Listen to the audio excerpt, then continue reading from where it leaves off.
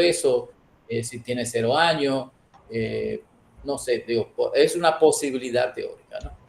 En ciencias sociales, la mayor parte de las mediciones se van a sumar entre las escalas ordinales y sumativas. Tenemos muy pocas, al menos las escalas que miden cuestiones de personalidad, de actitudes, de creencias, todo este tipo oscilan entre las medidas ordinales y sumativas. Y quizás los instrumentos de desempeño, como PISA, como el Exani, utilizan escalas de intervalo, ¿no? Pero ambas son susceptibles de los procedimientos estadísticos complejos porque se presupone que siendo ya sumativa ordinal con 5 o 7 opciones se comportan como si fueran numéricas. Esto es muy importante a la hora de saber cuántas, que no es solamente una cuestión de gusto ponerle más o menos escala, va a tener también implicaciones en los análisis estadísticos que pueda hacer. Una cuestión muy importante también en medición es saber que hay variables que son directamente observables. Lamentablemente, en ciencias sociales son las menos y muchas veces son variables que queremos explicar o variables de contexto que nos sirven para de alguna forma como control estadístico y todo, pero no son los constructos muchas veces fundamentales. Por ejemplo, la edad. Yo le puedo preguntar a alguien directamente qué edad tiene, esa persona me va a dar una respuesta directa, un número, años, meses, como yo quiera que se le pregunte, pero es una respuesta directa. La estatura se la puedo preguntar o la puedo medir directamente, igual que el peso, el ingreso mensual es una pregunta, el promedio de calificaciones son directamente observables. ¿Hace falta hacer instrumentos para medir esto? Por supuesto que no. Yo lo puedo preguntar directamente. ¿Cuánto tienes de promedio de calificación en el último semestre? ¿Cuál es tu ingreso mensual? ¿Cuánto pesas? ¿Qué edad tienes? ¿Y qué estatura tienes? No tendríamos que hacer instrumentos, así como los naturales no tienen que hacerlo, ni los ingenieros, porque todas las variables que ellos tienen son directamente observables. ¿Cuál es el problema de nosotros? Ay, perdón. ¿Cuál es el problema de nosotros? Que nosotros trabajamos fundamentalmente con variables latentes o constructos. Y los investigadores obtenemos información acerca de los mismos mediante indicadores observables que se supone representan su distinta forma de manifestación. Habitualmente se sugieren que por lo menos cada constructo tenga 3 indicadores. Por ejemplo, el rigor académico. Vean que incluso nosotros mismos tendríamos que definir primero qué entendemos por rigor académico y después poner indicadores observables que eso existe, porque no todos estamos de acuerdo en qué significa rigor académico. Hay de alguna forma en la literatura diferentes manifestaciones de lo que implica el rigor académico. El liderazgo distributivo, por ejemplo, hay quizás con formas de conceptualizar el liderazgo distributivo y a partir de esa forma se construyen indicadores observables que nos dan indicador de que ese constructo que no podemos observar directamente existe. Igual que el apoyo social. Hay diferentes tipos de apoyo, depende de la teoría que tengas, pues entonces construyes indicadores observables de que eso existe. Pero tenemos que estar conscientes que nosotros nunca tenemos acceso directo al constructo, sino a través de sus indicadores. Por eso, cuando uno revisa un instrumento, no solo se va a ver el nombre del constructo, va a ver cómo definió el autor el constructo y qué indicadores tomó. Porque recuérdense que podemos estar midiendo aparentemente lo mismo, rigor académico, pero lo podemos definir de forma diferente y podemos buscar indicadores diferentes. Podemos medir, está hablando de apoyo social, pero quizás si lo definimos diferente, lo medimos diferente. Eso es una complejidad de la investigación en ciencias sociales que a veces, si no somos cuidadosos, parece que los autores hablan de lo mismo, pero no. Están hablando de diferentes cosas porque lo están midiendo de cosas diferentes. Por ejemplo, en el bullying, es una línea de investigación, nosotros tenemos grandes problemas. Si tú no ves la estadística a nivel mundial, hay algunos estudios que hablan de una variabilidad del 5 al 40% de prevalencia, incluso en los mismos países. Entonces, bueno, uno de los problemas es cómo se define qué es el bullying y cómo se mide. Por ejemplo, si yo pongo que tiene que haber un daño en el instrumento, entonces te digo, bueno, una conducta que tú consideras que te causó un daño y le pongo, te dicen apodos, él me puede decir que sí, pero si yo no le pongo que le causó daño, le pregunto, ¿te dicen apodos? Hay muchas personas que le dicen apodos, pero que no lo ven como mal, no ven que le causa daño, pero la pregunta es, ¿te dicen? Pues sí me lo dicen, pero no me causa daño, así me dicen, ¿no? Hay personas que le dicen gordo, Tienen apodos, pero no, para ellos no es ofensivo, es una manera que se comunican con ellos. Entonces, esa misma diferencia en cómo medimos y cómo definimos los constructos y cuáles son los indicadores observables que van normalmente a relacionarse con un constructo, hace que tengamos que ser muy cuidadosos cuando leemos los artículos en ciencias sociales para ver si los autores se están refiriendo a lo mismo, lo definieron de la misma manera y lo midieron de la misma manera. Y esto es una característica de nuestro objeto de estudio porque estudiamos la conducta humana. Es el objeto de estudio más complejo. Es verdad que la naturaleza es complejísima, ¿no? Pero nunca, la verdad, es más compleja que nosotros mismos, ¿no? Entonces, esto es una cuestión, una complejidad aparte que tenemos nosotros en medición, que en otras áreas, con que tenga el equipo que mide la proteína es suficiente. Y vamos a ver incluso que tenemos otras complejidades porque nuestros instrumentos, nuestras escalas no funcionan como los instrumentos de las ciencias naturales. Y ahorita lo vamos a ver. Bueno, habitualmente hay dos criterios muy importantes que deben cumplir las escalas, los instrumentos para poderlo, ¿no? Los puntajes, deben ser fiables los puntajes. Se relaciona con la precisión de la medida, la fiabilidad. Y hay dos formas de establecerla, mediante análisis de las correlaciones. Por ejemplo, una muy usada, no porque sea la mejor, ¿no? Sino porque es fácilmente accesible en casi todos los software, es el análisis del alfa de Converse, que es un análisis de correlaciones, o por la varianza explicada por los mismos. Vamos a ver que también, bueno, no es un tema, pero pues hay mediciones mucho más eficientes que el alfa de Converse, tiene sus críticas también y tiene sus limitaciones. Y lo que vamos a referirnos más importante en este día es a la validez. Vean que la validez, cuando yo le defino, se refiere a que la teoría y la evidencia empírica demuestre que se está midiendo lo que se quiere medir o que los puntajes o la información que se obtiene de esta aplicación son de alguna manera sólidos, son de alguna manera válidos de alguna forma. Vean que no se refiere a una propiedad del instrumento, sino es una propiedad de la interpretación que se hacen de los datos.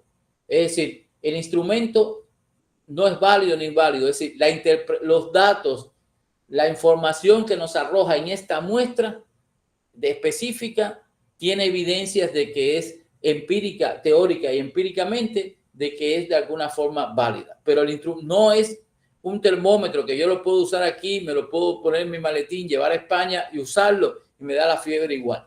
¿Está bien? No, porque la validez no se refiere a un atributo de un instrumento, se refiere a un atributo de la interpretación de los puntajes en esta muestra.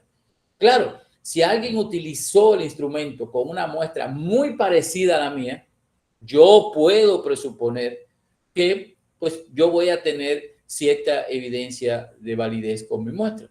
Pero si alguien lo utilizó en una muestra muy diferente culturalmente, 10, 20 o 30 años antes, que es una muestra diferente, aunque sea del mismo contexto, una muestra, a lo mejor yo voy a trabajar con niños y el instrumento se usó con adolescentes, todo eso hace que la interpretación que yo genere los datos, yo no puedo guiarme porque el instrumento fue válido, la interpretación que se generaron de los datos tiene evidencia de validez en esa muestra, pero no necesariamente va a tener la mía porque es diferente en edad, en cultura, en tiempo, etcétera, etcétera. Eso es otra complejidad de la medición en ciencias sociales, que no tienen. Alguien puede traer una cuestión para medir la velocidad de las proteínas, se la trae, la compra en Estados Unidos, la trae para acá y la usa perfectamente. No pasa nada. Nosotros no podemos hacer eso. Sí, ¿por qué? Porque no es una propiedad del instrumento. El instrumento no se lleva. A veces cuando la gente decimos el discurso, el instrumento es válido, estamos mal interpretando el concepto de validez. El instrumento no es válido ni inválido. La interpretación de los puntajes que generó en esa muestra, hay evidencia teórica y empírica que sustenta su validez, pero no necesariamente en otra muestra. Entonces, esto es un concepto de validez. Ahora bien, la validez es una, pero tiene evidencias. Yo tampoco puedo hablar que un instrumento es válido o no válido, o que de alguna forma los puntajes que arroja son totalmente válidos o no. No es una cuestión de todo o nada, es una cuestión de evidencias. Siempre que dice, es que fulano validó el instrumento. Bueno, primero validó el instrumento, validó la interpretación de los puntajes del instrumento. Pero además, ¿qué evidencias de validez presentó? Es decir, porque no es, parafraseando, es como si yo de alguna manera tenga de alguna forma, voy a tomar la decisión de casarme con alguien, pero las personas no son buenas o malas, sino que es una cuestión de evidencias. Puede ser que tenga una evidencia y puede ser que no tenga otra evidencia, ¿está bien? Entonces, son cuestiones de grados. Ahora bien, ¿cuáles son las evidencias de validez? Se dividen en dos tipos. Una es la evidencia de validez interna de la prueba y otra la evidencia de validez externa de la prueba. Y dentro de la validez interna de la prueba hay varias. ¿Saben? Está la evidencia de la dimensionalidad o la estructura interna. Es decir, para esta prueba, para esta evidencia de dimensionalidad o estructura interna, es que se utilizan los análisis factoriales, exploratorio y confirmatorio, que es lo que vamos a tocar aquí. Pero existen otras evidencias de validez, como la discriminante, la convergente, la divergente, es decir, que también, bueno, la discriminante y la convergente, que son evidencias de validez interna. No las vamos a tratar aquí, pero son otras evidencias. ¿Cuántas evidencias tiene que presentar el autor? Depende el fin que él quiera dar cura. Mientras más presente, más robusto se hace la credibilidad de la interpretación del instrumento con muestras parecidas a las que él está utilizando. Con muestras diferentes no lo puede garantizar, pero sí con parecidas. Y también tenemos, que no vamos a ver aquí, aquí solamente vamos a hablar de la dimensionalidad o estructura interna de la prueba con uno tipo de los procedimientos. Hay tres grandes grupos de procedimientos para sacar la dimensionalidad y estructura interna. El más que solo se usa en los momentos iniciales de desarrollo de las pruebas o cuando no hay una teoría muy sólida, es el análisis factorial exploratorio. Ya es más robusto el análisis factorial confirmatorio y el análisis, ¿cómo se llama esto? Los modelos bifactoriales, ¿está bien? Que son otro desarrollo de análisis factorial confirmatorio, ¿no? Y existen evidencias de la estructura, de la validez externa de la prueba, que son la concurrente y la predictiva, ¿está bien? Y dentro de la concurrente también hay como clasificaciones en ella, ¿no? Pero son tipos de evidencia de validez, ¿está bien? Nosotros aquí, pero vean que no, yo no puedo decir que el instrumento está validado. Le voy a preguntar qué evidencia presentó el autor. ¿Está bien? Hay incluso la evidencia más suave. Todo este tipo de evidencia de validez de la prueba son estadísticas. Hay una sola evidencia de validez que no es estadística o que no necesariamente requiere estadística, aunque hay también procedimientos estadísticos para calcularla, que es la evidencia de validez de contenido de la prueba. ¿Está bien? Que es una evidencia de validez diferente, pero es decir, que es teórica y también hay instrumentos para ver la concordancia de los jueces, pero en inglés le dicen la validez soft, la validez suave, porque está en la cabeza de las personas. Hay una evidencia de validez teórica, pero no empírica. En todas estas son evidencia de validez empírica, pero tiene que haber consistencia entre la parte teórica y la parte empírica, ¿no? Entonces, la única criterio que no necesariamente requiere el uso de procedimiento estadístico es la validez de contenido, pero es la validez más suave, porque ninguno de nosotros utilizaría un medicamento porque tres que se dicen genios se pusieron de acuerdo que es muy bueno, pero no tiene ninguna prueba clínica o ninguna evidencia de que funciona. No haríamos eso. Pues bien, en ciencias sociales hacemos eso. Inventamos instrumentos, no tenemos todas las evidencias de validez robusta y sin embargo ya tomamos decisiones o obtenemos datos de las personas. Entonces, no debía ser. Los instrumentos debían presentar evidencia de validez, por lo menos en los artículos se le hace, cuando no es de psicometría el artículo, se le hace mucho énfasis a las evidencias de validez de la estructura interna de la prueba. Así que el constructo realmente mide lo que dice medir. Aquí ustedes ven en este dibujo, es decir, dos representaciones, son los mismos ítems, ¿está bien? Son 15 ítems, son igualitos, pero hay dos representaciones teóricas de cómo se organizan estos ítems. En el primer modelo se habla de una estructura interna unidimensional de primer orden. ¿Saben? Vean que hay un solo factor que tiene 15 ítems. Son los mismos ítems, los ítems son igualitos. En la segunda hay una estructura bidimensional de primer orden que dice que se divide en dos, que la defensa de los observadores se divide en constructiva y se divide en agresiva. Y el autor dice que hay 10 ítems que se refieren a la defensa constructiva y otros 1, 2, 3, 5 ítems que se refieren a la defensa agresiva. E incluso ustedes, no con análisis factorial exploratorio, pero con análisis factorial confirmatorio, van a poder poner a competir modelos. Es decir, porque todas las mediciones no son más que modelos de medición, es decir, ideas teóricas de cómo se estructura el constructo. Están en la cabeza de los autores. En la cabeza de un autor hay una visión unidimensional y en la cabeza de otro autor hay una visión bidimensional. Bueno, ¿quién tiene razón?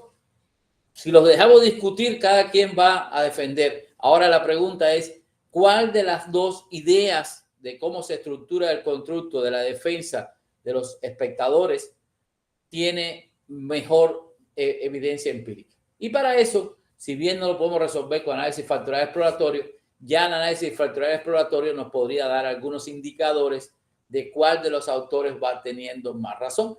Y lo podríamos hacer de forma más robusta con análisis factorial confirmatorio, ¿no? Ahora bien, para resolver este problema de la estructura interna, ¿está bien? Hay 3 procedimientos. Aquí me faltó uno, que es los modelos bifactoriales, pero vamos a hablar de análisis factorial exploratorio, análisis factorial confirmatorio y los modelos bifactoriales, ¿está bien? Esos solamente responden a una evidencia de validez, que es la validez de la estructura interna. Es decir, en este caso que yo les presenté, ¿quién tiene razón? ¿El que lo ve como un modelo unidimensional o el que lo ve como un modelo bidimensional? ¿Saben?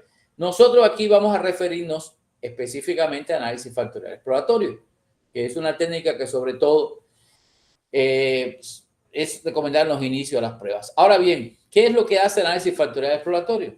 Es utilizado para explorar la dimensionalidad subyacente a un grupo de variables observables, sin imponer una estructura factorial preestablecida. Por eso es exploratorio, porque tú no le impones que los ítems tienen que estar agrupados con uno. Tú sí le puedes poner el número de factores, pero él va a agrupar los ítems donde mejor presentan evidencia empírica. ¿Está bien? Pero por eso es exploratorio, porque no se esfuerzan los ítems a que estén necesariamente agrupados con un factor. Habitualmente, el análisis factorial exploratorio es recomendable en las etapas iniciales del desarrollo de escala de medida. Por ejemplo, si yo no encontré una medida que de alguna forma me complaciera para medir un constructo, o estoy midiendo un constructo que no hay muchas medidas. Por ejemplo, aunque no crean, hay muy pocas medidas cuantitativas para medir el academic rigor. Sí, se ha estudiado mucho cualitativamente, pero no hay mucho desarrollo de medidas. Y hay varios modelos para que implique el academic rigor.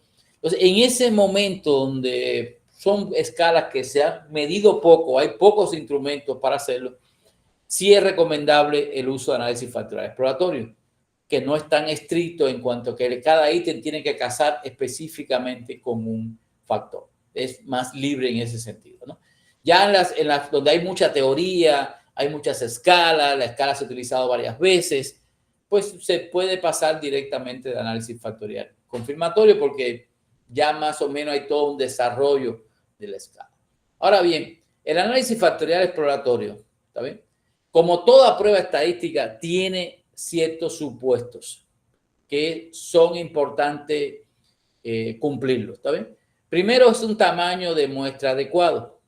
Es decir, cuando es un tamaño de muestra adecuado, no hay totalmente un acuerdo. De algunos autores te dicen que sean por lo menos 5 casos por ítems, pero pues habitualmente vamos a ver que se hablan de 100 participantes por ejemplo, ¿no?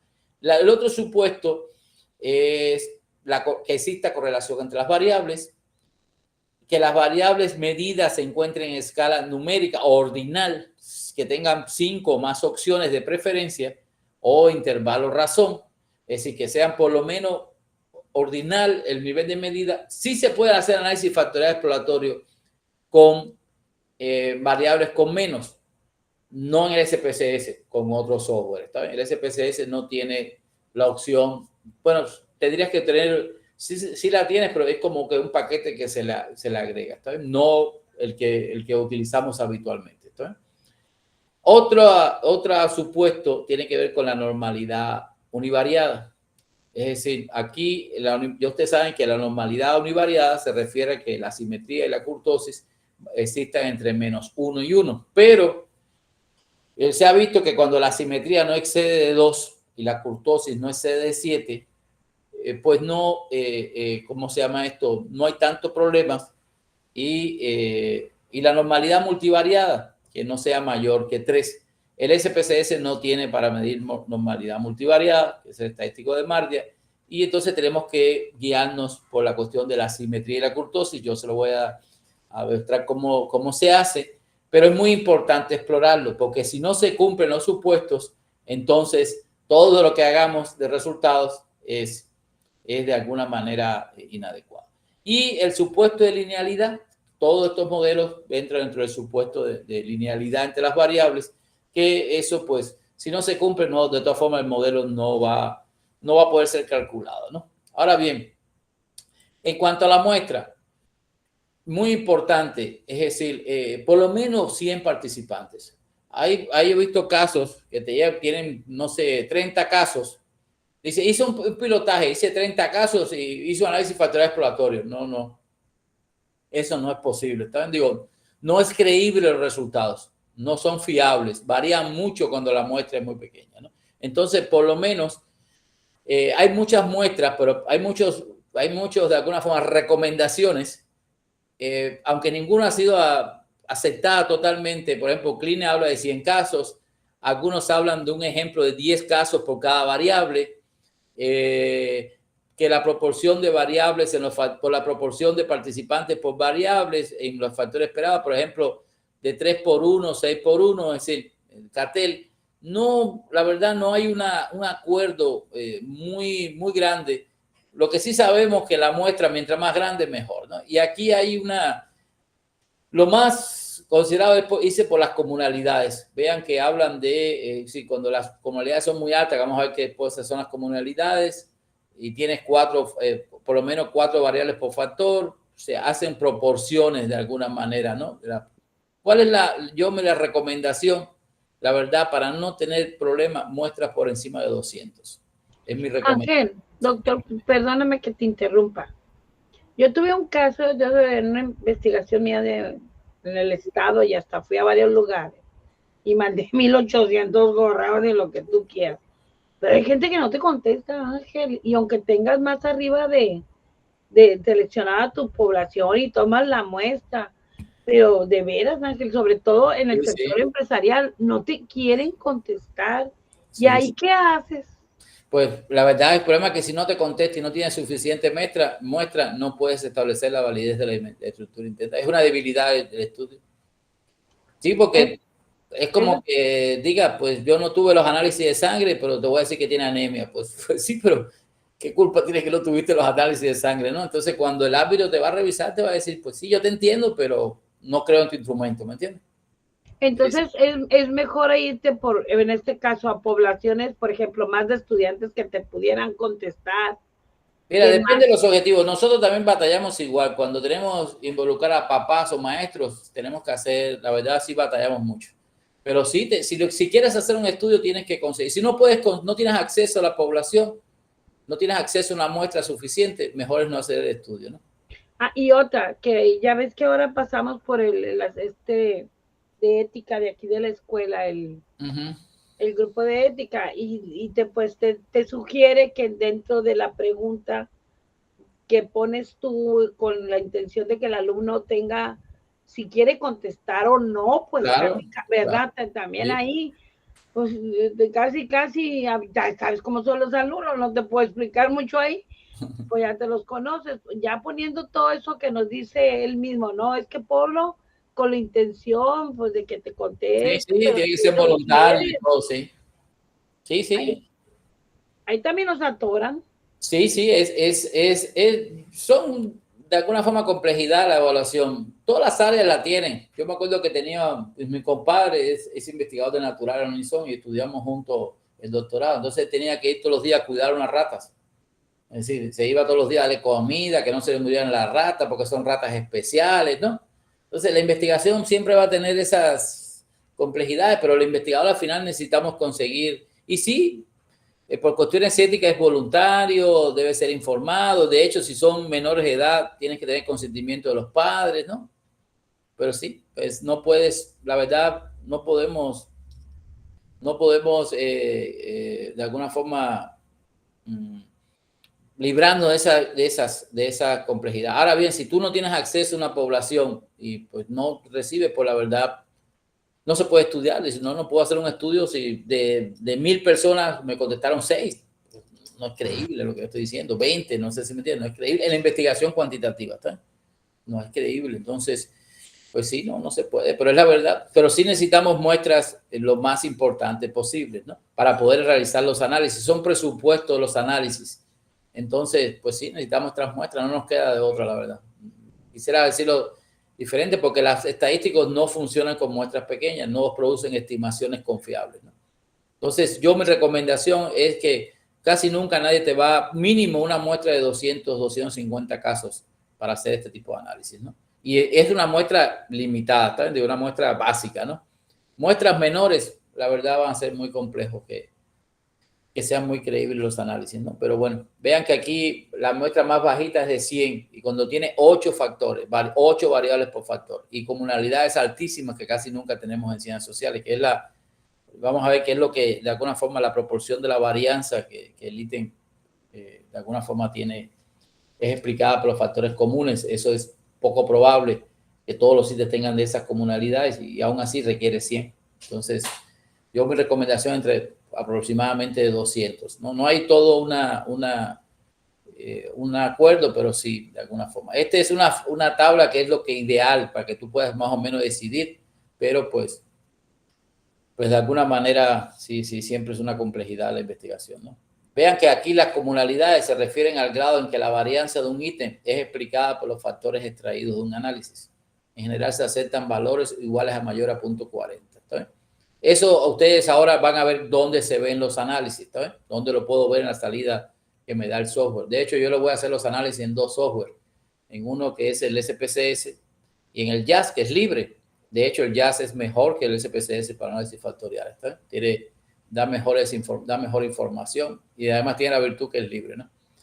Entonces, aquí, por ejemplo, la comunalidad, que es que tanto la varianza, la variabilidad es explicada de un ítem, explicada por los factores extraídos, debe ser por lo menos de 0.40, es decir, 40% de la varianza. Eso es para ciencias sociales.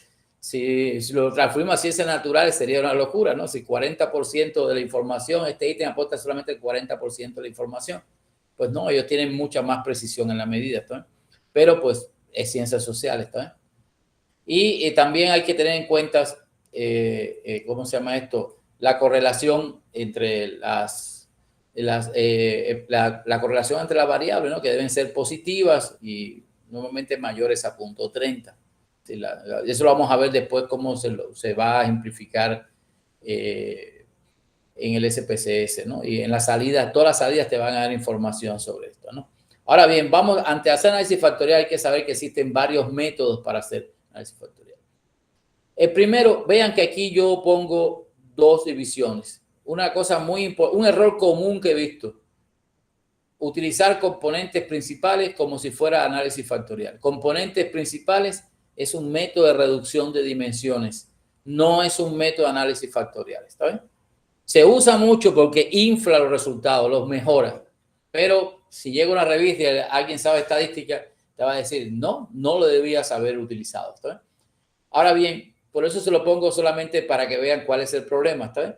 El componente principal se puede usar cuando yo voy a usar grupos de personas y todo, pero no para escalas de medida. ¿Está bien? Pretende explicar la mayor cantidad de varianza con el menor número de componentes. Asume que no existe error de medida y incluye la varianza compartida y única de los ítems. Aquí tienen los 2 problemas. Una, asume que no hay error de medida. Eso es imposible, siempre hay error de medida. Y otra es que en teoría debía haber la varianza que el ítem comparte con los factores que se extrayeron, no la varianza única del ítem. Y aquí suma las dos. Y entonces los resultados te dan mejor. Por eso muchas personas lo usan. Pero en realidad es como una trampa estadística, ¿está bien? Y las personas te van a decir, no, no debes usar componentes principales. ¿Qué debo usar? Todo este se los pongo porque en el SPSS, en el JAS, que es más estricto en cuanto a estadística, te va a poner componentes principales y factor común separado. Pero en el SPSS te lo pone en el mismo lugar. ¿Está bien? Pero tú tienes que saber que componentes principales no es un método de análisis factorial. Es un método de reducción de dimensiones, de reducción de casos, de reducción de componentes, pero no de análisis factorial. ¿Está bien? Que se usa mucho por esa razón, o no sé si era por eso o por desconocimiento, ¿no? En los métodos, tú tienes que elegir el método que va a utilizar, pues un método es los factores comunes, ¿está bien? Es decir, que pretende explicar la correlación entre los ítems en términos de uno o varios factores latentes. Asume que existe error de medida y solo considera la varianza compartida por los ítems de los análisis, ¿no? Este método de factores comunes es de alguna manera el análisis factorial realmente hablando, ¿está bien? Entonces, pues vean que aquí a diferencia, asume un error de medida y solamente va a considerar la varianza que el ítem comparte con los demás, no la que él tiene de forma independiente. ¿Qué es lo que nos interesa? La que comparte con los demás, porque estamos midiendo un constructo. No estamos midiendo lo que el ítem mide de forma individual, ¿no? Entonces, en la literatura se sugiere el uso del método de factores comunes, debido a que considera la presencia de error en el modelo, lo que constituye una representación más real de los datos en el mundo real y provee hipótesis más verificables acerca de los datos a partir de los cuales se genera. ¿Qué pasa con el análisis de componentes principales? Incluso cuando yo lo quiero llevar al análisis factorial, casi nunca funciona. ¿Por qué? Porque no es un método realista de representación de los datos. Entonces, lo mejor es utilizar el método de factores comunes o análisis factorial, que es el que, técnicamente hablando, es un análisis factorial. ¿Está bien? Ahora bien, los análisis factoriales tienen varios métodos. Tiene el de mínimo cuadrados no ponderados, el mínimo cuadrados generalizados. Yo le voy a hablar los dos que se usan habitualmente. ¿Está bien? No le voy a entrar en muchos detalles, pero de forma le voy a hablar de cada uno, ¿no? Lo que suponen y todo, ¿no? Aquí es toda esta opción se los va a dar tanto el SPSS como el JAS para que ustedes seleccionen. ¿Está bien? Ahora, por ejemplo, aquí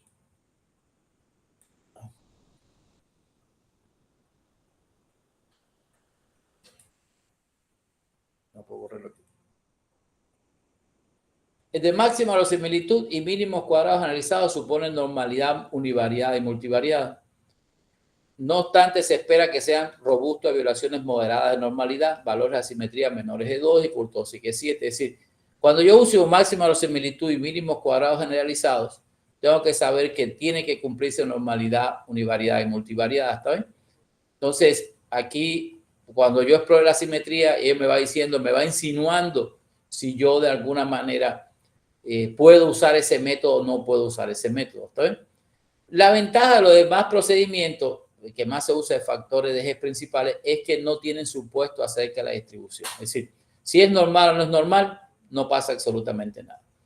La ventaja que el máximo de verosimilitud es un método que se usa mucho en análisis factorial y entonces los resultados que te den tienen más probabilidad de replicarse en análisis factorial confirmatorio, ¿no? Pero tienen el problema que presuponen que existe normalidad univariada y multivariada, aunque cuando no se cumple exactamente, mientras no sea muy excesiva, no afecta las estimaciones de los métodos. ¿Está bien? Ahora bien, y hay los métodos, es convencional que para datos ordinales, ejemplo, resultado de escala de Likert, se recomienda el uso de mínimos cuadrados realizados cuando tiene, es decir, con menos de 5 opciones, se utiliza el método de mínimos cuadrados generalizados con correlaciones policlóricas. No están en el SPSS, sí están en el JAS, ¿está bien? Entonces, cuando tengan 4 opciones o menos, tienen que tener cuidado. Mi recomendación es que hagan instrumentos con 5 o 7 opciones, ¿está bien? Si no, sí se puede hacer análisis factorial, pero necesitan ponerle una extensión al SPSS o hacerlo en el JAS, porque usa un tipo de correlación que se llama policlóricas, ¿ven? Que son correlaciones de Spearman, y las correlaciones de las otras son correlaciones de Pearson, ¿está bien? Entonces, aquí hay que instalar una extensión SPSS o hay software no comerciales como el factor análisis y el JAS que sí tienen para este tipo de situación, ¿no? Entonces, nada más que lo tengan en cuenta, no le pueden hacer un análisis factorial o no le deben hacer con el método del SPSS a una que tenga 3 opciones de ítems o 4 nada más, ¿no? Debe ser. Ahora bien, otro elemento, el análisis factorial te pide, dime el método de extracción que tú quieres usar y después te va a decir el método de rotación que tú quieres usar, ¿está bien? Y la rotación de los factores se realiza con el objetivo de obtener una solución más parsimoniosa y fácil de interpretar que la obtenida con la extracción inicial. Para eso se rotan los factores. Y en general existen 2 tipos de rotación. La ortogonal, que presupone que los factores no son correlacionados, y la oblicuo, que presupone que los factores son correlacionados. Cada vez que yo tenga un instrumento de medida, yo debo usar una rotación oblicua. ¿Por qué? Porque si yo presupongo que los factores miden un constructo, presupongo que ellos están relacionados entre sí.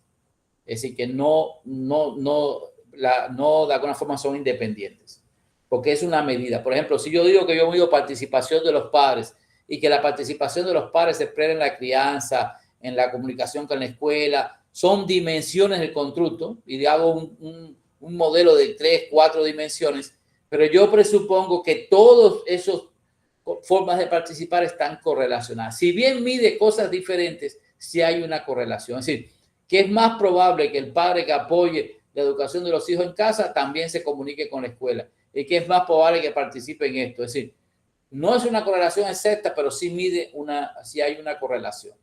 Entonces, normalmente en las escalas, en los instrumentos, uno tiene que optar por la rotación oblicua, ¿está bien? Porque si opta por la rotación ortogonal, te van a decir, oye, pero entonces tú presupones que los instrumentos no están correlacionados. No pasa nada. Si no están correlacionados, de forma la oblicua te va a decir que no están, ¿está bien? Pero si usa la ortogonal, te obliga a que no estén correlacionados. Ahora bien, en el SPSS y en el JAS le van a salir todas estas opciones, ¿está bien? Vean que aquí hay 2 oblicuas, la Promax y la Oblimin directo, y las demás son ortogonales. Mi recomendación es que utilicen la Oblimin directo. La Promax se utiliza cuando tengo instrumentos muy largos y todo, ¿no? Pero esta es mi recomendación, el Oblimin directo, que es una rotación oblicua. Presupone que los factores estén relacionados, ¿está bien? Les voy a mostrar en el SPSS hasta este momento, es decir, cómo funciona y cómo le va a pedir todo esto, ¿está bien? Para que ustedes vayan viendo. Voy a abrirle aquí la base que tengo preparada para que ustedes vayan viendo cómo funciona todo esto.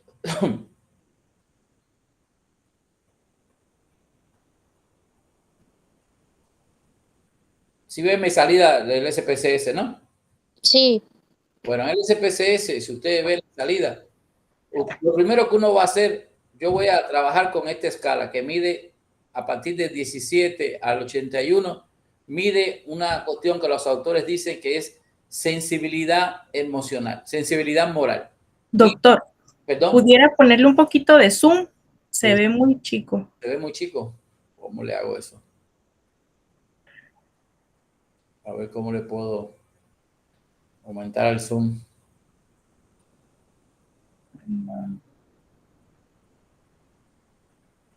Aquí cada quien en su ventana de la cámara tiene la opción en la derecha, a la esquina, acceder al modo zoom. Ya con eso le pueden dar zoom a la imagen. Windows M. ¿Eh? Windows M. A ver, pónselo aquí.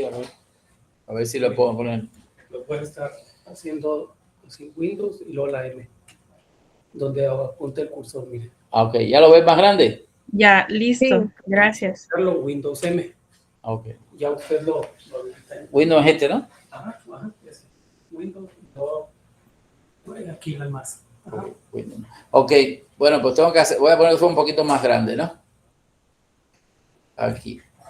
Entonces, aquí ustedes van a... Lo primero que yo voy a hacer es ver cómo se comportan mis variables. Si mis variables se distribuyen normalmente o no, porque me va a permitir a mí después tomar decisiones sobre el método de estimación que voy a usar, ¿no? Entonces, yo voy a analizar, me voy a estadísticos descriptivos, voy a frecuencias y voy a, de alguna forma, a poner mis variables, ¿está bien? Entonces, voy a meter las variables que voy a considerar en el estudio nada más. Voy a ponerlas todas y le voy a poner en estadísticos que me diga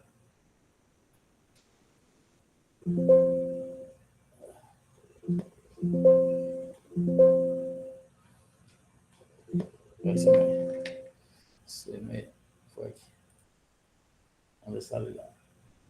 Estadísticos, me va a salir esto y yo les voy a pedir, dame la media, dame la desviación estándar y dame la simetría y la kurtosis, que son valores de distribución, ¿no? Y le pongo continuar y él me va a dar los resultados, ¿no? Que van a estar tantas pantallas abiertas que se me pone por un lugar y otro.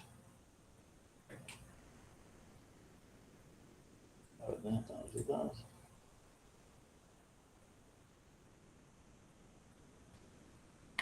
Voy a hacerlo en chiquito y después se los pongo porque así se me pone muy complicado. Analizar estadístico descriptivo para frecuencia.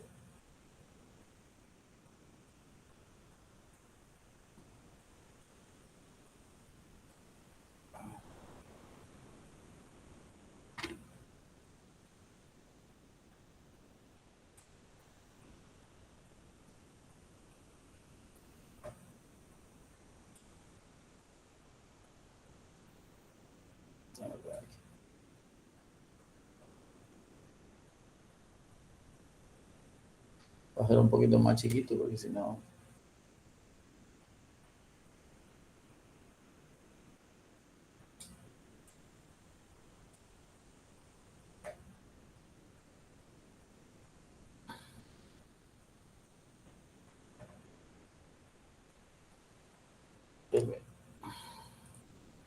A ver.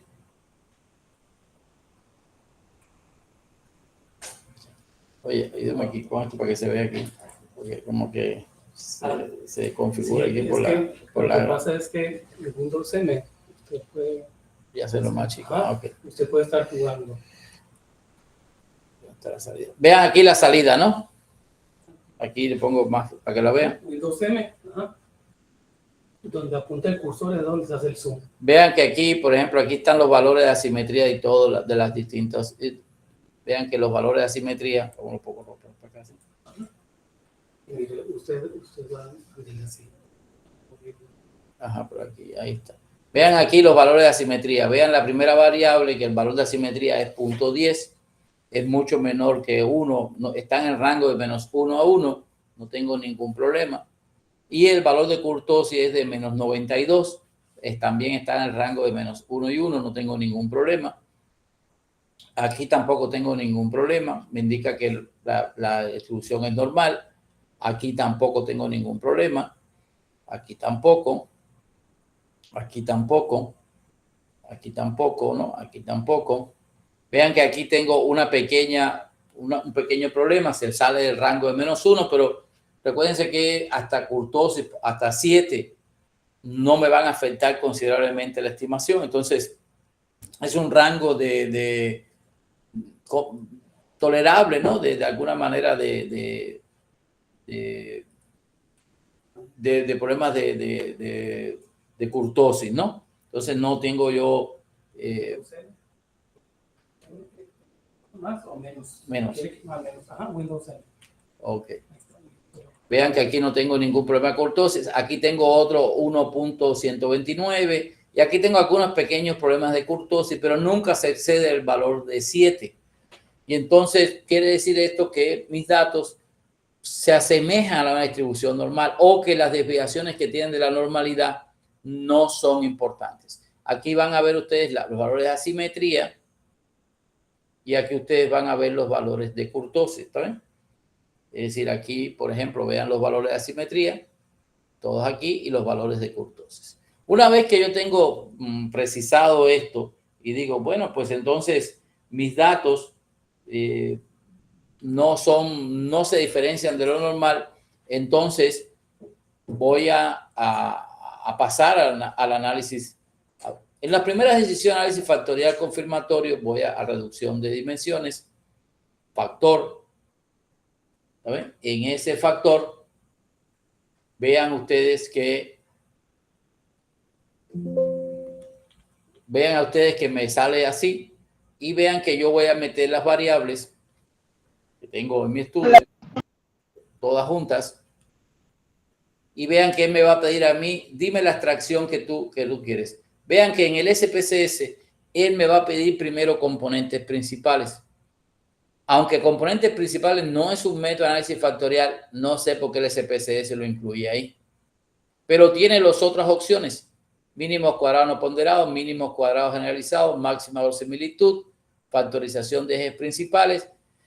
Habitualmente, los más usados son el de máxima verosimilitud y el factores de ejes principales. Tienen una diferencia. Recuerden, el de máxima verosimilitud presupone que existe normalidad univariada o normalidad multivariada. El SPSS no puede determinar la normalidad multivariada, pero a través de la normalidad multivariada te puede decir si existe. Acuérdense que aunque estrictamente no existe en mis bases, porque hay algunas kurtosis por encima de -1 o 1, sin embargo, esta prueba es robusta cuando las desviaciones de normalidad son pequeñas, como en este caso. ¿Está bien? Entonces, yo podría usar factores de ejes principales o podría usar máxima verosimilitud sin tener ningún problema. ¿Por qué? Porque uno de los factores de ejes principales no presupone normalidad, no presupone ninguna distribución, y el de máxima verosimilitud sí la presupone. ¿Cuál es la ventaja del máxima verosimilitud? Si voy a trabajar análisis factorial confirmatorio, habitualmente el modelo que obtengo es más fácil de replicar análisis factorial confirmatorio que es de factorización de ejes principales. ¿Está bien? Vamos a hacerlo, vamos a coger ahora el máximo verosimilitud. ¿Está bien? Aquí tiene otra cosa que te va a preguntar, que todavía no hemos visto, que son los métodos para determinar el número de factores. ¿Está bien? El SPSS tiene un método, tiene dos métodos. Puede ser el gráfico de sedimentación o autovalores mayores a 1. Es el método que de alguna forma por default tiene el SPSS. Aquí tú le puedes poner un número fijo de factores. Si yo creo que son 3, o lo puedo dejar solamente basado en el autovalor. Él te va a conseguir, el autovalor es el peso que tiene cada factor. Él solamente va a incluir aquellos factores que expliquen más del 10% de la varianza, es decir, que tengan un autovalor de 1. Y también a través del gráfico de segmentación. Cuando yo cierro aquí, vean que en la rotación, él me va a pedir también, ¿qué quieres? Y yo le voy a marcar, porque es un instrumento, la oblimin directo. Entonces, y ya nada más va a cambiar. Esto de 25 es el número de cálculos que va a hacer como máximo. Se puede subir al valor que quiera, pero si él no encuentra una solución en 25, toda la que encuentre va a ser muy artificial. Al final te va a buscar alguna, pero bien artificial, ¿no? Entonces, normalmente se deja por default 25, nunca llegar a 25 cálculos, ¿no? Para hacerlo, ¿no? Hasta ahí son, por ejemplo, las decisiones que yo voy a tomar, que es lo que yo sé, es decir, el método de extracción. Normalmente voy a usar 2, máxima verosimilitud o factores de ejes principales. ¿Sí? Lo demás voy a tener método de autovalor, que ahorita les voy a explicar qué es. Y tú puedes decidir si poner un número fijo de factores que tú conoces. Por ejemplo, aquí el autor había planteado 3, o dejarlo libre para ver cuánto te da él. Y le voy a pedir el gráfico de sedimentación, que es otra forma de determinar el número de factores que yo incluyo en mi modelo. ¿Está? Entonces son dos decisiones que uno va a ir tomando sobre la base de lo que hemos visto en la presentación, ¿no? Entonces, vean que aquí en la presentación nosotros habíamos hablado de alguna forma, vean que escogimos esta y él también nos preguntó qué método de extracción, ¿no? ¿Tú quieres? Y escogimos este o este. Son los más usados, ¿está bien? También se usa mucho cada uno tiene sus características, pero habitualmente prácticamente se usan estos dos, solamente los otros para casos muy particulares. Y utilizamos una obligación oblicua porque presuponemos que nuestras dimensiones miden un constructo, una idea que está detrás y entonces tienen alguna correlación entre sí. Y son las dos decisiones que... Ahora bien, una de las cosas que hay que determinar en el análisis factorial es el número de factores que yo voy a incluir en mi modelo. Son 1, son 2, son 3, o de dimensiones que yo voy a incluir.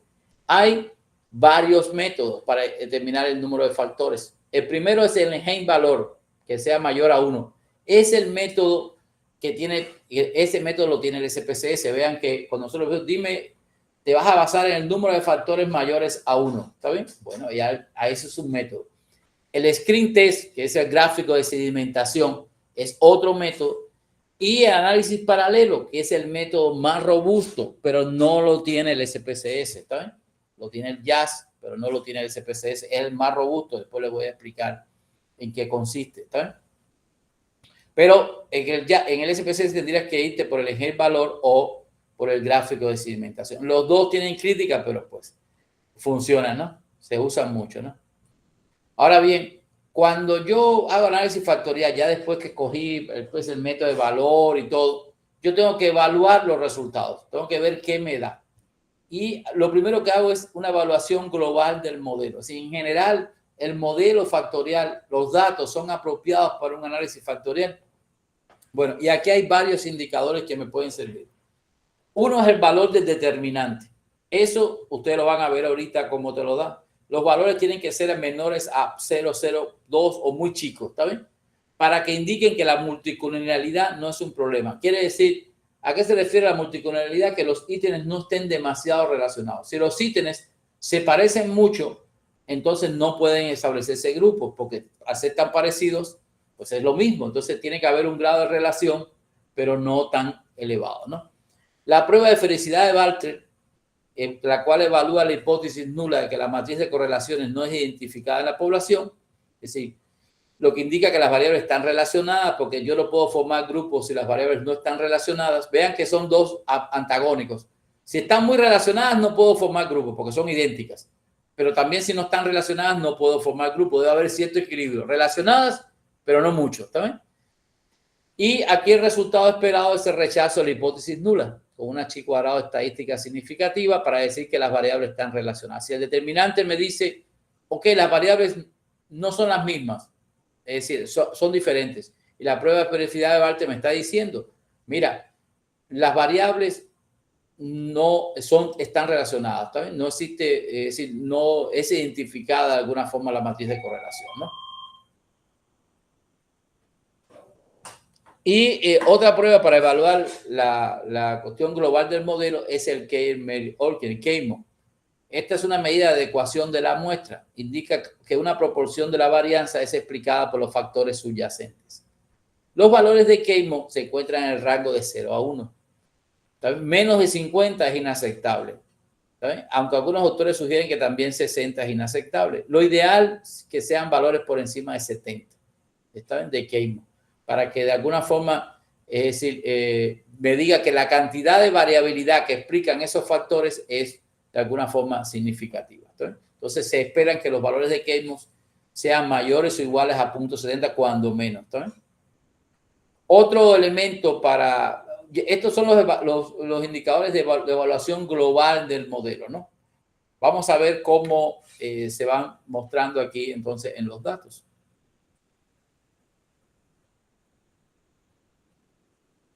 Vamos a ver aquí para que lo vean un poquito mejor. Yo fui a la estadística, en teoría tengo un modelo de 3 dimensiones que mide la sensibilidad moral, se mide por la empatía afectiva, la empatía cognitiva y la compasión. ¿Está bien?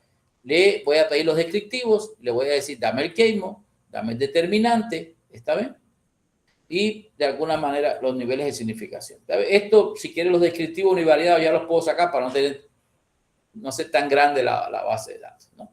Ya le había dicho la extracción y le dice, ponme entonces máxima similitud, dame el gráfico de segmentación y déjamelo con el autovalor mayor a 1. ¿Está bien?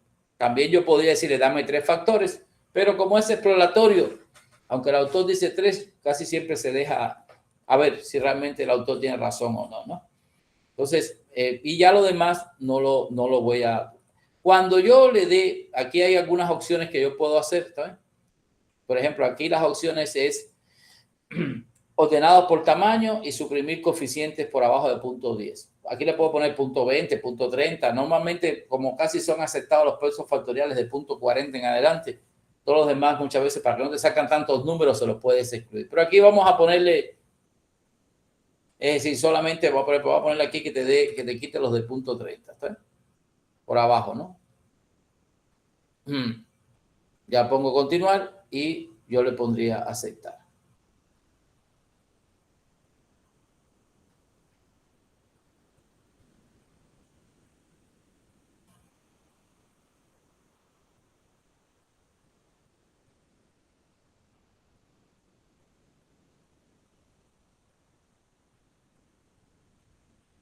No salió el...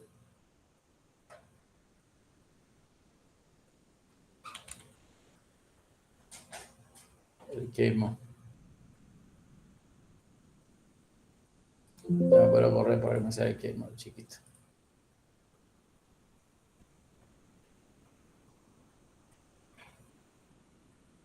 Quemo, determinante. Extracción. Máxima similitud. Número de factores 1, ¿está bien? Por arriba autovalor 1. Y rotación oblimin. Vamos a continuar y le pongo a aceptar. ¿Está bien? Y aquí ustedes van a ver la solución.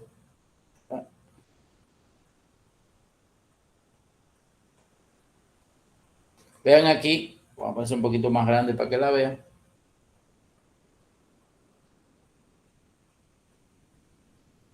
Vean aquí la prueba, el determinante es 0.007, chiquito, porque debía ser menor a 0.02, ¿está bien? Aquí es 0.007. No tengo problema, esto me está diciendo que en realidad los datos, las medidas no son idénticas, ¿está bien? Que hay relacionadas, pero son diferentes. La prueba de felicidad de Barter, el KMO me dio 0.88, muy por encima del 0.70, que es el límite, lo cual, y la prueba de felicidad de Barter me resultó significativa. Todo eso me va a decir a mí que en realidad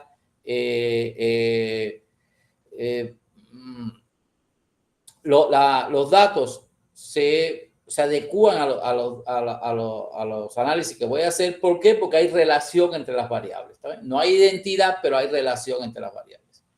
Voy entonces a revisar las comunalidades. Habitualmente, la comunalidad es el porcentaje de la varianza que el ítem comparte con los factores comunes.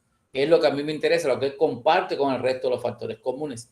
Habitualmente se aceptan valores de comunalidad por encima de 0.40.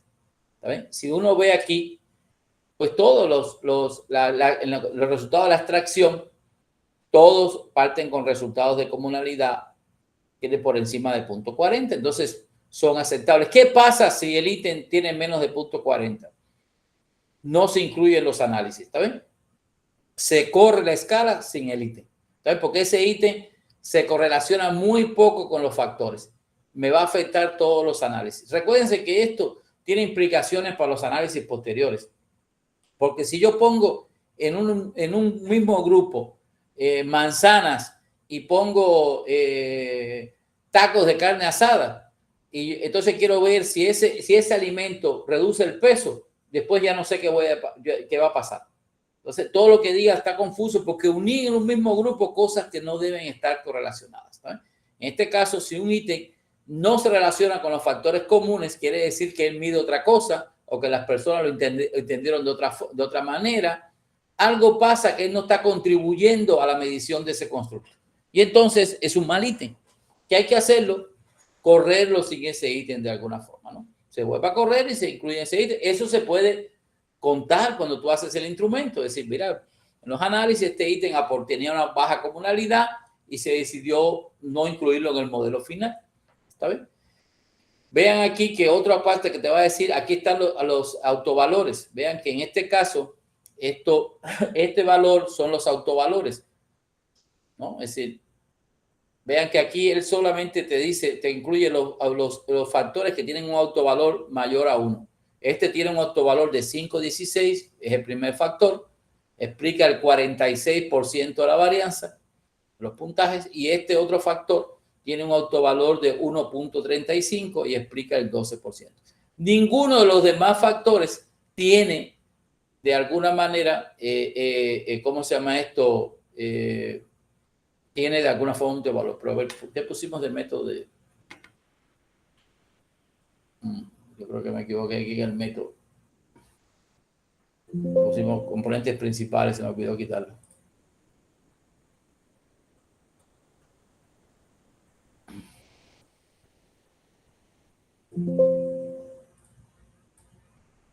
Vamos a quitarlo aquí. Voy a ponerle factores principales si quieres.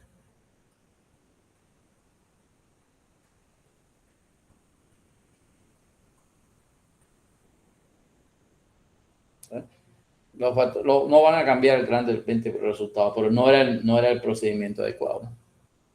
Vean aquí, siempre que uno empieza a evaluar por los resultados que tiene. ¿Saben? Vean la prueba de felicidad de Bartlett, es significativa, el Keimo es 88, la prueba es significativa, y aquí están las comunalidades. Vean que aquí sí tengo una comunalidad por abajo de 0.40. que es el ítem 77 que mide empatía afectiva. Bueno, pero tienes 0.399, ya ahí el investigador decide si incluye, pero tengo otro que es de 37. ¿Qué pasa en estos casos? Es el ítem 75 y el ítem 77. Bueno, en estos casos el investigador puede optar por correr el análisis sin esos ítems. En este caso sería el 75 y el 77. Bueno, pues voy a analizar. Entonces aquí voy a análisis factorial y voy a eliminar el ítem 75 y el ítem 77. Y voy a aceptarlo. Y entonces aquí vean que el determinante es muy chiquito, 0.017, menor que 0.02. La prueba de felicidad del Keimo es también es bueno, es 0.877, la prueba de felicidad. Y aquí tengo las comunalidades y ahora todas las comunalidades están por encima de 0.40. Y me va a decir que la prueba me va a sugerir que yo tengo dos factores, no tres como pensaba el autor. Tengo dos factores. Tengo un factor primero que tiene un autovalor de 4,54 y explica el 45%. Y tengo otro factor que tiene un autovalor de 1,22 y explica de alguna forma el 8,66 de la varianza. Y al final, el instrumento explica el 50% de la varianza. ¿Está? ¿Cuánto es aceptado? Algunos autores hablan que por lo menos sea el 50% de la varianza, aunque la verdad es difícil de lograr en ocasiones. ¿Está? Pero lo aceptado es alrededor del 50% de la variabilidad. En este caso, el instrumento tiene 54%. Es aceptado. Un muy buen instrumento debía estar alrededor de 70 o el 80% de la variabilidad cuando queda. Por un instrumento aceptable, alrededor del 50% de la variabilidad.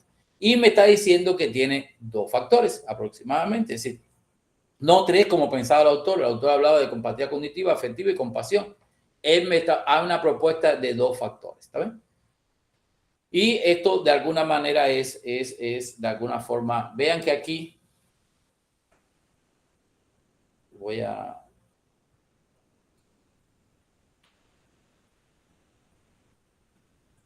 vean que aquí se lo voy a poner en el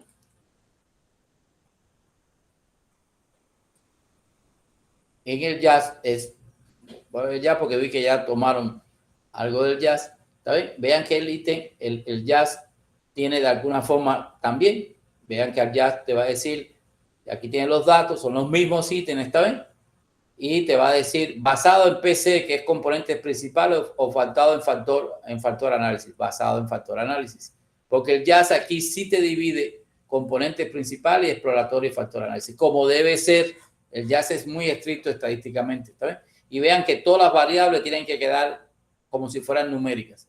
En el SPSS, si le pone que son numéricas, cualitativas, él te va a hacer el cálculo, no importa. En el jazz sí te tienes que decir que son numéricas, ¿está bien? ¿Por qué? Porque el jazz es muy estricto estadísticamente y en teoría el análisis factorial solamente corre con variables numéricas. Lo que pasa es que nosotros pensamos que las variables ordinales con 5 opciones se funcionan como numéricas. ¿Está bien? Entonces aquí vean que basado en esto, te pregunta si es octogonal o oblicua, ¿está bien? Y normalmente se hace a través de la matriz de correlación, ¿está bien? Vean que aquí tiene la opción de policlóricas. Cuando las escalas tienen menos de 5 opciones, no las tiene SPSS. Y aquí también te pone los métodos de estimación, igual que el SPSS, ¿está bien? Pero tiene algunas ventajas. Tienen algunas ventajas que, por ejemplo, tiene adicional índices que te da el RENSEA, te da algunos valores, y tiene el método de análisis paralelo para que tú determines el número de factores, ¿está bien? Entonces, vean que aquí él te da el método, el Kaiser, el KEIMO, pero te lo da global, que es muy parecido al otro, pero te lo da por cada ítem, ¿está bien? La prueba de felicidad de Bartlett, que es significativa, y aquí y también te agrega la estadística de normalidad multivariada, que en este caso no existe normalidad multivariada, ¿está bien? Y, ¿cómo se llama esto? Y te va a dar de alguna manera lo mismo, ¿no? Vean que aquí hay un método que se llama análisis paralelo. Análisis paralelo, lo que hace análisis paralelo es comparar tus datos reales contra un dato simulado. ¿Qué tiene que pasar? Que tus datos reales, el peso del factor en el dato real tiene que ser mayor que el simulado. Y vean que aquí te dice que este factor de 460 es mayor que 0.047. El factor 2 te dice, te marca con asterisco cuáles son. En esta propuesta él te propone 3 factores. ¿Sí? Y aquí te pinta el modelo con los factores. En el primero te darían 1, 2, 3 ítems. En el segundo 1, 2, 3, 4. Y en el tercero 4 también. Te pone. Entonces, tú puedes moverte y aquí está el KEIMO, la prueba de felicidad de Bartlett, el estadístico de Mardia, que es para medir. En realidad, la verdad tiene mayor. Y tiene otro aspecto que tiene índice de ajuste que son, antes solo usaban análisis factorial exploratorio, que son el RENSEA. Aquí tiene que ser menor a 0.08 con los intervalos de confianza. El SMR, que tiene que ser menor a 0.08. El TLI, que debe ser mayor a 0.90. El CFI también a 0.95. Sí, son índices de ajuste que no tiene de alguna manera el análisis del SPSS, del análisis factorial con el SPSS. Hay desarrollo en el software, en este tipo de análisis, en ¿cómo se llama esto? En el YASI. La verdad, sí para este tipo de análisis, le sugiero yo utilizar el YAS en vez del SPSS. ¿Está? Es muy fácil, la base de datos, ya ustedes vieron, se pasa directamente. ¿Está? Entonces, aquí vimos entonces que la evaluación, primero, bueno, la evaluación específica es primero la interpretabilidad teórica de los factores. Tengo que leerme los ítems para ver si teóricamente tiene razón, tiene lógica. Si no tiene lógica, aunque la estadística me los agrupe, no tiene ningún sentido. Recuérdense que la validez es una combinación de los dos. Evidencia teórica, sustentabilidad teórica y sustentabilidad empírica. Si a veces pasa que la estadística me pone junto ítems en un factor que no tiene nada que ver. Bueno, entonces yo tengo que pensar cuál es el ítem que no tiene nada que ver y correrlo sin ese ítem. ¿Está bien? ¿Por qué? Porque tienen que tener las dos cosas. Sustentabilidad teórica y sustentabilidad empírica. No basta con ninguna por independiente. Es decir, si yo creo que tengo en mi cabeza, soy un genio y soy un instrumento muy bueno, pero la realidad me dice que no es como yo pensaba, pues entonces no puedo imponer que la realidad no sea como yo crea. Pero viceversa, si la estadística me agrupa un ítem que yo considero que no tiene nada que ver con el constructo, pues tampoco puedo mantenerlo. ¿Está bien? Tengo que correrlo sin ese ítem. ¿Está bien? Entonces, la primera es la interpretabilidad teórica de los factores. Es decir, tiene lógica los factores. En realidad, los ítems tienen lógica. Los pesos factoriales, ¿está bien? Sugieren que un peso factorial a punto 70 es excelente, 63 es muy bueno, 55 es bueno, 45 es aceptable y 42 es pobre. Muchas veces los autores, la verdad, hablan de pesos factoriales por arriba de 0.50. Sin embargo, hay otros que dicen 0.40, depende. Pero lo ideal es que los pesos factoriales sean mayores o igual a 0.50, pero tienes que ver el nivel de desarrollo que tiene tu instrumento. Antiguamente se hablaba de 0.30, pero pues ha ido subiendo las exigencias y ahora se habla de 0.50. ¿Está bien? Entonces, y otra cosa es que el peso factorial solo sea en un solo factor. Vamos a ver, porque si carga en dos factores, eso no puede decir es un ítem confuso, porque está en un factor y está en otro. Entonces, ¿qué explica de alguna manera? Entonces, Y las correlaciones entre los factores, que cuando son muy grandes, por encima de 0.70, pueden indicar ausencia de validez discriminante, quiere decir que miden lo mismo. Ahorita vamos a ver cómo eso se interpreta de alguna manera en los análisis factoriales. Y vamos entonces a ir a la parte del instrumento. Vamos a regresar entonces al SPSS. Vean aquí, ¿está bien? Cuando en el análisis de esto va a salir de dos matrices. ¿Está bien? Esta es la matriz factorial sin rotar y estas son matrices rotadas. ¿Cuál se lee? Se lee la matriz patrón. ¿Está bien? Es más clara la matriz patrón que la matriz de estructura, ¿no? Entonces, aquí vean que la matriz patrón me habla de dos factores. Un factor que está en la parte que habla de compasión, empatía afectiva, que tiene que ver más con parte afectiva, y otro habla de empatía cognitiva. Yo puedo decir, yo que trabajo el tema, decir, tiene razón. Una parte es más la cuestión empática y afectiva, que tiene que ver con los sentimientos, y otra cosa tiene que ver con la cognición, entender lo que piensa, y otro vivenciar lo que piensa. Y me habla de dos factores. Vean los pesos factoriales. Todos están por arriba de 0.50. Entonces, pues y aquí cuando te dice que ha convergido en 5 iteraciones, es que hizo 5 cálculos para poderlo ver. Él tiene hasta 25 cálculos, ¿no? Entonces aquí los pesos factoriales son adecuados. Yo puedo decir, bueno, pues sí, me quedo con esta rotación de dos factores. La solución que me propuso el autor no fue adecuada, porque me propone 13, me propone dividir compasión y empatía afectiva, pero no resultó tanto como él esperaba, porque dos ítems tenían comunalidades muy bajas, ¿no? Y la matriz de correlaciones me da de 0.65, es ligeramente inferior a 0.70, lo cual quiere decir que cada variable, cada dimensión mide de alguna manera un constructo independiente, un constructo diferente, ¿tá? Y eso es bueno para mí, porque yo puedo tratar los puntajes. Cuando pasa eso, yo puedo tratar los puntajes a finales, puedo agruparlos en un constructo que luego pone sensibilidad moral, pero también puedo utilizarlo en los análisis de forma independiente y puedo poner un análisis que hable de compasión y otro, o de empatía afectiva, compasión y empatía afectiva, y otro que hable de empatía cognitiva. Ya depende de los intereses del investigador, pero esos son los pasos que tiene. Entonces, lo primero, repasando, es revisar el ajuste global del modelo, el determinante, ver que es muy pequeño, tiene que ser menor a 0.02, el K-mo mayor a 0.70, la prueba de felicidad de Bartle tiene que ser significativa. Esto me va a decir a mí que los datos se ajustan para este modelo, que existe relación entre los datos, pero que no son idénticos. ¿Está bien? Voy a revisar las comunalidades para ver de alguna manera el valor de estas comunalidades. ¿Está bien? Pero aquí, por ejemplo, vean que aquí tengo dos comunalidades. Todas las comunalidades que están por abajo de 0.40 son susceptibles de no ser incluidas en los análisis posteriores. Voy a poner un poquito aquí para que lo vean. Son susceptibles de no ser incluidas en los análisis posteriores. Vean aquí las comunalidades. Aquí tengo esta, sería el 75, el ítem 77. Sería no susceptible de incluirla.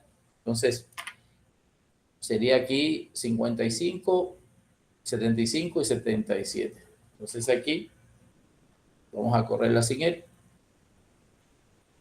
Aquí siempre se recuerda el análisis factorial lo que tiene, ¿no? Pues ya está aquí sin él. Entonces aquí vamos a apagarlo aquí para que volviera a correr, ¿no? Para sirve de repaso.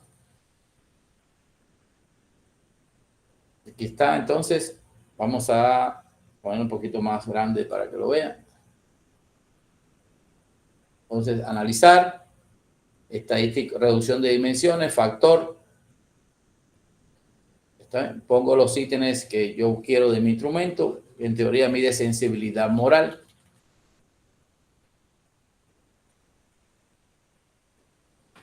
Voy a descriptivos y en descriptivos yo le voy a pedir el determinante y le voy a pedir el K-mo. Voy a medir la medida reproducida, la imagen, pero pues la verdad van a ser... Y me va a pedir cuál extracción yo quiero. Entonces yo le voy a decir, bueno, yo puedo escoger máximo longitud, factores principales. Voy a pedir el gráfico de sedimentación, ahorita lo voy a ver, y voy a dejar lo libre, que me lo escoja por los valores, autovalores mayores a 1. ¿Está bien? Voy a continuar. Me va a pedir la rotación. Y en la rotación, entonces, yo voy a poner que es sublimín. ¿Está bien? Entonces, voy a continuar. Opciones que luego voy a decir, bueno, quítame los valores muy pequeños.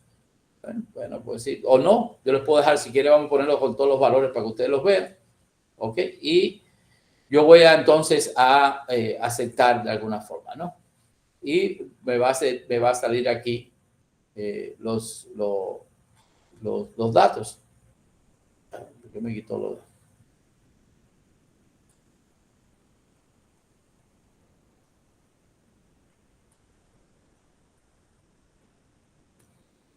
Me va a salir el determinante, voy a checarlo, es muy bajito, quiere decir que las variables o los ítems no son idénticos.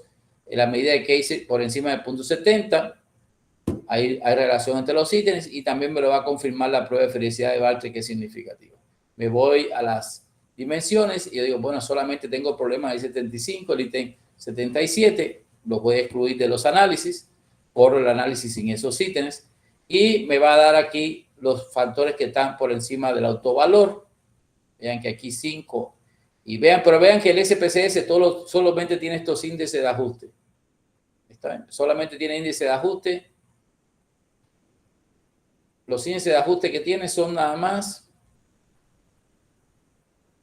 el determinante, la prueba de felicidad medida que es el Keime y la prueba de felicidad de Bartlett. ¿Está bien? Y me da la varianza explicada por el método que tiene el SPSS, que es el autovalor. ¿Está bien? Vean aquí, más que 1, los demás todos tienen menos de 1. Y me da la varianza explicada, que es 50.28. Este es el gráfico de residuos. Vean cuando se forma el codo. El codo se forma alrededor del segundo, empieza a bajar. Eso quiere decir que son 2 factores también. Vean que a partir de aquí empieza a bajar. Se forma el codo. Claro, es un método gráfico, pero es mejor autovalor porque este método, pues, a veces es muy fácil cuando se forma el codo y a veces no es tan difícil, ¿no? Veo la matriz factorial, veo la matriz patrón y si ustedes ven aquí, en este primer factor, los que cargan más de 40, ¿está bien? Vean que aquí 75, 76, 77, 78, 79, 80, 81 cargan en este factor, pero no cargan en este factor, lo cual es ideal, ¿está bien? Se agrupa en este factor. Si él tuviera 60 aquí, 60 aquí, es un mal ítem. Quiere decir, está aquí. No, él debe estar en un solo factor. ¿Está bien? Está aquí, muy bien. Y en este pasa lo mismo. Los ítems que están en este factor, empatía cognitiva, solo cargan empatía cognitiva. Los pesos que tienen en la otra dimensión son extremadamente bajos. ¿Está bien? Yo aquí le puse los pesos para que ustedes los vieran. Si no quieren ver tantos números, le ponen que tenga menos de 0.30 y ya de alguna manera lo van a ver. Y aquí, bueno, pues aquí al final ya tienen todos los datos. Entonces, si uno lo va a hacer, de alguna manera tienen los datos. Si uno lo va a hacer, entonces en el JAS,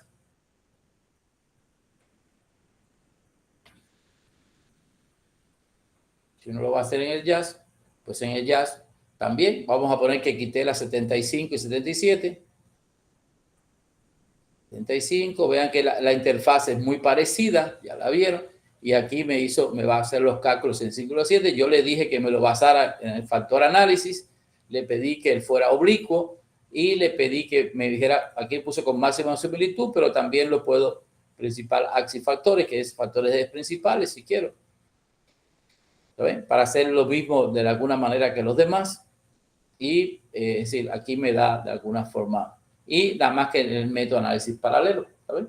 Y vean que aquí los resultados van a ser muy similares. El KEIMO es de 0.87 y este es el KEIMO de cada una de las variables. La prueba de felicidad de Bartlett es significativa. No hay normalidad multivariada. La prueba es significativa de chi cuadrado, si el modelo se ajusta. Y aquí también me da 2 factores. Vean que en un factor están todos estos que tienen pesos factoriales, todo por encima de 0.40, todo por encima. Y este es ¿cómo se llama esto? En vez de, es el equivalente de la comunalidad, se llama la unicidad. Aquí el valor debe ser menor a 0.60. Entonces, mientras más chico, pues mejor. Por ejemplo, aquí explica el 45 o 46% de la varianza. Le quitas al 100 este valor, 100 este valor. Es al revés de la comunalidad. Y vean aquí los factores 1 y 2, la correlación entre los factores que es 0.65, similar a lo que era allá, y me da algunos índices adicionales como el RENSEA, está un poquito alto, es 0.085, 69.3, está alto el RENSEA, y me da el SMR, el TLI, el CFI, de alguna forma, y me da el análisis paralelo que también aquí me sugiere los dos primeros ítems. ¿Está bien? Si yo quiero cambiarle el método de estimación, pues lo vuelvo a cambiar también, ¿está bien? Entonces aquí, vean que 87 prácticamente se va a dar lo mismo, ¿no? Los pesos factoriales todos siguen igual, la unicidad bajó, es el mejor método, ¿no? Es decir, factor 1, la varianza fue de 66 y el RENSEA también está un poquito alto, se pasa el 0.08, exactito, ¿no? Y aquí, pues, aquí están los valores de los otros, ¿no? Y también me mantienen, vean que este es mayor que este y este es mayor que este. Ya el tercero es menor que este. 0.07 es menor que 0.010. Y aquí me dice el diagrama cómo deben quedar los ítems, ¿no? Son opciones para, yo puedo de alguna manera. ¿Qué va a pasar en la vida real? Estos resultados van a veces contrastar nuestra teoría, a veces la van a negar y a veces de alguna forma nos hacen pensar de alguna manera cómo se dan los datos. No pasa nada si mi teoría no se comprueba. Por ejemplo, este autor planteaba un modelo de 3 dimensiones que no se sustenta en los datos. Los datos dicen que la compasión y la empatía efectiva no es posible separar en la respuesta de estos individuos. A lo mejor porque son niños y no la distinguen, a lo mejor porque son cosas que están muy unidas teóricamente. Entonces, pero en la vida real se comporta como dos grandes grupos de factores. Y entonces hay un desarrollo teórico. Es decir, bueno, cuando yo mido, yo no tengo 3 grandes grupos, tengo 2 grupos. No puedo forzar a que tenga 3 porque lo que va a pasar es que son grupos artificiales. No existen nada más que en mi mente. No se comprueban empíricamente. Y aquí hay sustentabilidad empírica. Es factible que la empatía afectiva y la compasión se unan y es factible que eso se diferencie de la compasión. Es decir, hay que decir, la sensibilidad a la justicia, en vez de tener 3 elementos que diferencian claramente, tiene 2 elementos. Uno que tiene que ver con la respuesta empática cognitiva y otro que tiene que ver con la respuesta emocional que involucra aspectos de compasión y empatía emocional. Entonces, siempre se va cuestionando la teoría, porque acuérdense que por más inteligente que seamos, la realidad siempre es mucho más compleja de lo que pensamos. Y la medición no es más que un modelo teórico de cómo se estructuran los constructos, cómo se estructura la medición del liderazgo, cómo se estructura el compromiso académico, cómo se estructura. Y en todos los artículos, en el fondo, lo que tú, cuando son de psicometría, lo que tú de alguna manera intentas es probar de alguna forma o contrastar diferentes modelos de medición, ¿no? Yo sé que es de alguna forma mucha información para tan poco corto de tiempo, pero no hay que tenerle miedo. Tampoco hay que tener miedo a que los ítems no funcionen. Por eso, cuando uno hace instrumentos, normalmente la teoría tiene por lo menos 3 indicadores observables por constructo. Cuando empiecen, no hagan 3, hagan 6, 7, porque algunos no van a funcionar, ¿sabes? Entonces, algunos dicen, no, realmente explican muy poco el constructo. ¿Por qué? Porque a lo mejor los sujetos no lo entendieron, se parecen mucho a otros ítems, no son contextuales. X o Y, hay que repensar, hay que volverlos a leer y decir por qué este ítem no se funcionó. Y muchas veces uno se da cuenta, pues tiene razón, se parece mucho a este o realmente no mide esto. Entonces, de alguna forma, son desarrollos teóricos. Hay una combinación siempre entre teoría y de alguna manera y empiria, ¿no? Entonces, no sé si quieren alguna pregunta, alguna duda, pero no atormentarlos con la estadística, ¿no? Muchas gracias, doctor, por tan excelente participación. Abrimos micrófonos por si alguien tiene alguna duda, quiere hacerle alguna pregunta al doctor, o la pueden poner en el chat. Bueno, aquí están felicitándolo, doctor. Qué excelente explicación, dice Luz María. María del Carmen Vázquez, felicidades, excelente. Creo son comentarios. Muchas gracias, muchas gracias. Es a veces complicado explicar estadística y más por virtual, pero bueno, esperemos que sea por lo menos, no hay que tener miedo. Hay que hacerlo. Sí, excelente curso, muy interesante. Vaya qué difícil cumplir con la muestra en ocasiones, dice Martín Alcaraz. Y ahora aplicarlo, dice Máster Obregón. Muchas gracias. Bueno, pues doctor, agradecemos su participación. Y abrimos la invitación para continuar con el análisis confirmatorio en enero. Con mucho gusto nos daría mucho gusto que nos compartiera también sus conocimientos, que sin duda pues ampliaron mucho el panorama de muchos docentes que están aquí conectados. Cabe mencionar que más de 90 docentes de diferentes universidades se encuentran aquí con nosotros. Quiero agradecer a la Universidad Autónoma René Gabriel Moreno, a la Universidad de la Sierra, al Instituto Tecnológico Superior de Guasave, a la Universidad Autónoma de Sinaloa, a la Universidad Autónoma de Baja California, a la Universidad La Salle, a la Universidad Autónoma del Estado de México, a la Universidad Tecnológica de San Luis Río Colorado y por supuesto a los compañeros, colegas, investigadores del Instituto Tecnológico de Sonora. Nos da mucho gusto pues que haya compartido con nosotros toda esta información que es de suma importancia para nuestras investigaciones. Y queremos comentarle, doctor, que le vamos a hacer entrega de una de su constancia, se la vamos a estar haciendo llegar vía digital a su correo electrónico. Perfecto. También les comento que le pasé al doctor Marcos un libro que tenemos nosotros de medición con el SPSS y todo, donde se explica, incluso están hasta las figuras y todos los pasos para hacer todo esto, ¿no? Es de libre acceso, también lo pueden revisar se llama Medición y Evaluación Educativa con apoyo del SPSS y el EIMOS. Ahí está para hacer análisis factorial y análisis factorial confirmatorio, incluso están hasta los dibujitos que tienen que tocar y todo, ¿no? Entonces, excelente. lo pueden ustedes buscar en mi Research Gate, también creo que se lo compartí al doctor Marcos. Se llama Medición e Investigación Educativa con apoyo del SPSS y el EIMOS, que es un software para hacer. Cuando aquello no estaba libre el jazz, pero ahorita que está libre el jazz hay que aprovecharlo, ¿no? A ver cuánto tiempo dura. Sí, ahí está. Aquí, ahí lo acaba de poner el doctor Marco. Muy bien. Sí. Pues excelente, muchas gracias y también damos el aviso a los asistentes que su constancia también de asistencia a este seminario de capacitación se las vamos a estar haciendo llegar de manera digital a los que hayan cumplido con el 80% de las asistencias. Asimismo, recordarles que en la página del YouTube de Cuerpo Académico de Administración y Desarrollo de Negocios, de organizaciones, perdón, se compartieron las ligas de estos 5 días, de estas 5 sesiones que incluyeron el seminario. No nos resta más que agradecer y pues seguir trabajando y colaborando. Un saludo a todos. Hasta luego. Saludos, hasta luego. Gracias. Gracias. Gracias. Muchas gracias, saludos. Felicidades.